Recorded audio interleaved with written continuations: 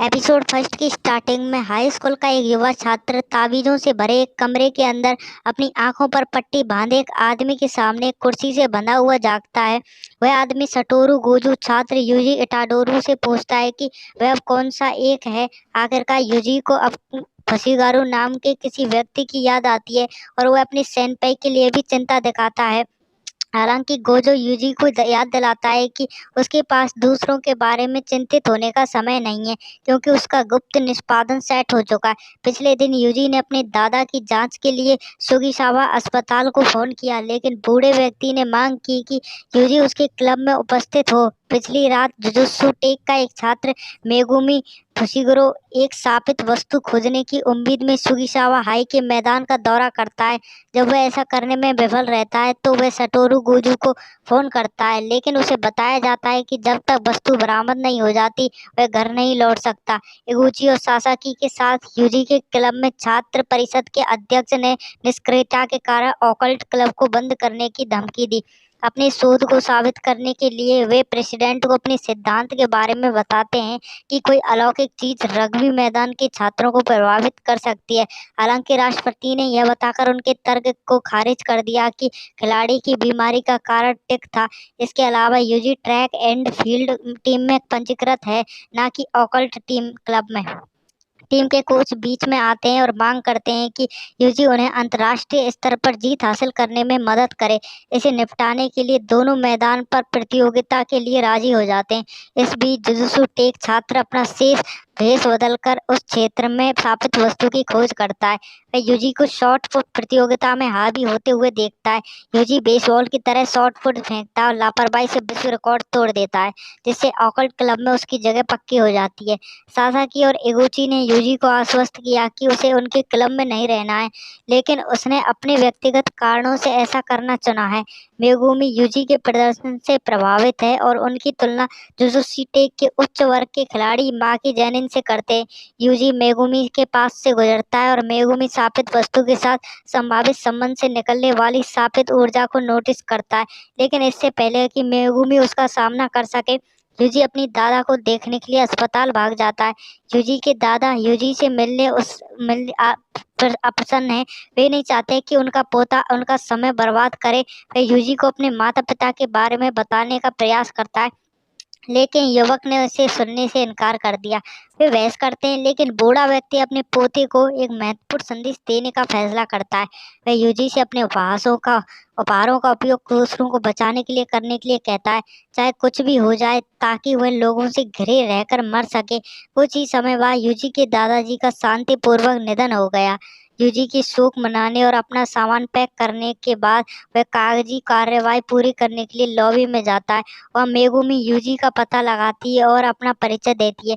UG की शोक मनाने की कोशिश के बावजूद वह बात करने के लिए कहती है। वह यूजी से शापित वस्तु को सौंपने के लिए कहती है, एक रहस्यमय वस्तु जो ऑकल्ट टीम को मिली थी।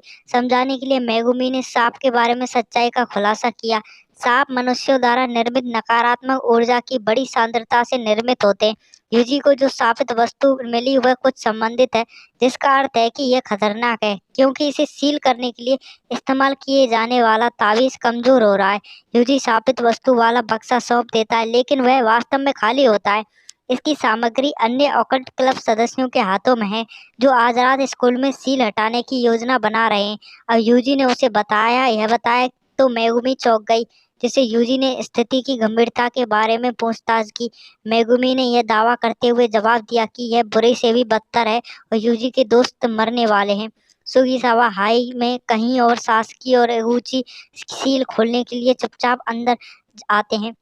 वह उसे उचित वातावरण के लिए अंधेरे में ऐसा करते हैं और तावीज की सामग्री के भीतर एक उंगली खोसते हैं। तुरंत उन्हें प्रकाश देने वाली आग बुझ जाती है और सांप उत्पन्न होने लगते हैं, जबकि छात्र पूरी तरह से अनजान होते हैं कि स्कूल पहुंचने पर यूजी को एक अजीब दबाव महसूस होता है। मेगुमी उसे पीछे रहने के लिए कहती है। यूजी जोर देकर कहता है कि वह अपने दोस्तों को बचाने में मदद करे, लेकिन युवा जुजुत्सु छात्र की मांग है कि वह पीछे रहें। अंदर सासाकी उन राक्षसों से छिपकती है जो अब चौथी मंजिल के हॉल का पीछा कर रहे हैं। इगुची उसके बगल में दिखाई देता है, लेकिन उसके सिर पर एक छोटी सी अभिशाप ने कब्जा कर लिया है। ध्यान से एक बड़ा अभिशाप लाता है जो सासकी पर पीछे से हमला करता है। मेगुमी इमारत में प्रवेश करती है और उसे एक और अभिशाप का सामना करना पड़ता है। जुजुत्सु के साथ को खुद का बचाव करने में सक्षम मेगुमी अपने दिव्य कुत्तों को बुलाती है और उन्हें दुश्मन पर दावत देने का आदेश देती है। युजी बाहर खड़ा सोच रहा है कि वह क्यों झिझक रहा है। उसे एहसास होता है कि ऐसा इसलिए क्योंकि वह मौत से डरता है, लेकिन जब उसके दादा की मृत्यु हुई तो वह नहीं डरा था। वह सोचता है कि अब उसकी मौत और उसके दादा की मृत्यु में क्या अंतर है, और वह दूसरों की मदद करने के बारे में अपने शब्द को याद करता है। जैसे जैसे मेगुमी और उसके दिव्य कुत्ते छात्रों को बचाने के लिए इमारत को काटते हैं, वैसे वैसे इमारत के अंदर सांपों की संख्या बढ़ती है। वह एक कोने में मुड़ता और पाता है कि शापित वस्तु के साथ साथ दोनों छात्रों को भस्म करने के प्रयास में कई सांप विलीन हो गए। मेगुमी जानता है कि वह समय पर नहीं पहुंच पाएगा, लेकिन युजी अचानक चौथी मंजिल की खिड़की से टकरा जाती है। युजी को पता है कि उनके दादा की मृत्यु शांति से हुई, लेकिन इस प्रकार की मृत्यु गलत है। अपने अतिमानवीय एथलेटिक्स का उपयोग करते हुए युजी को अपने दोस्तों को बचाता है, जिससे मेगुमी के कुत्तों को अभिशाप खाने की अनुमति मिलती है। मेगुमी मानती है कि उन्हें यकीन नहीं है कि युजी ने मदद क्यों की, लेकिन ऐसा करने के लिए उनकी सराहना करते हैं।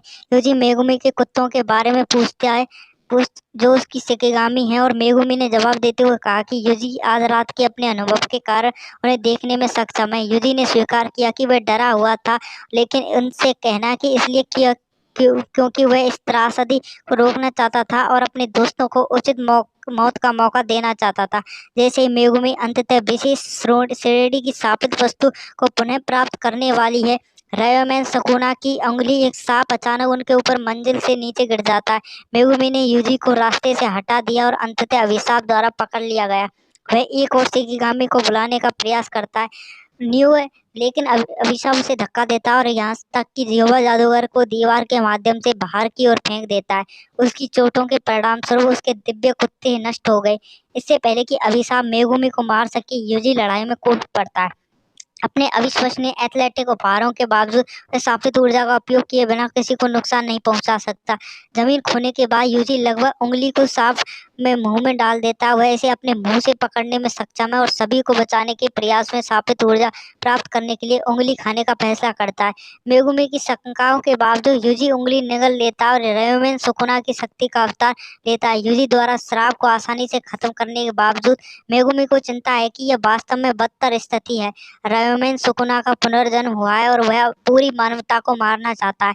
उसे एहसास होता है कि वह यह युग मनुष्यों के नरसंहार के लिए बिल्कुल उपयुक्त है, लेकिन युजी वास्तव में सुकुना को दबाकर अपने शरीर पर नियंत्रण हासिल करने में सफल हो जाता है। इसके बीच में मेगुमी एक शिकिगामी को बुलाने की तैयारी करती है और घोषणा करती है कि वह साफे युजी इटाडोरू को भगा देगी। इसी के साथ एपिसोड फर्स्ट खत्म हो जाता है।